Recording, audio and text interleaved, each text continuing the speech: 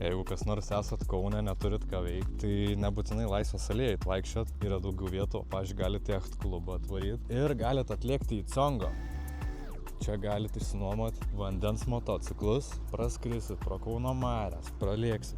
Tu prasme, žiauriai fainai. Turim va čia vieną vandens mocą, ten dar daugiau jų. 1, 2, 3, 4, dar 2. Ruošiami, valomi, tai bus jų ir daugiau. Turim kur ir pasidėti. Sėdmaišiukai, kėdės. Turim ledų. Tai va, užliekit pas mus, bet čia dar ne viskas, palaukit, einam biškį toliau. Aš jums sakau, visai gražu čia tam Jacht klube pasivaikščiot. Ta prasme, esu Kaune, čia Pušynai, bet realiai tai kaip Palangoj jaučiuos. Tai va, ateinam čia.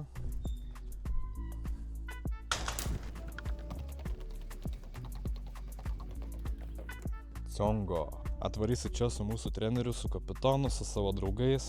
Šiaip telpa iki 13 žmonių, tai, ką žinau, šokam iš batų, einam į laivą, tai va, laivuks ir galit su draugais atvaryti, yra gėrimam kubholderiai, kolonkės, kolonkės tai plaka gerai, patikėkit manim, turim veiksurfo lentų vieną, turim antrą, lekiat, surfinat, bus treneriuks jums papasakos, kaip ten plaukiat reikia, kaip ant lentos plaukt, galit šiaip pačilint su draugais, ta prasme, vakarę. Vietoj to, kad ten į barą varysit, tai galit va pasimt, išsinuomot kateriuką.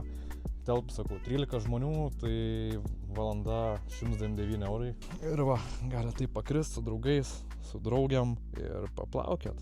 Tai va, rezervuok Congo katerį, rezervuok vandens mocus, varyk surfint, veiklų turim pilną, laukiam tik atvykstant, rezervuok congo.lt.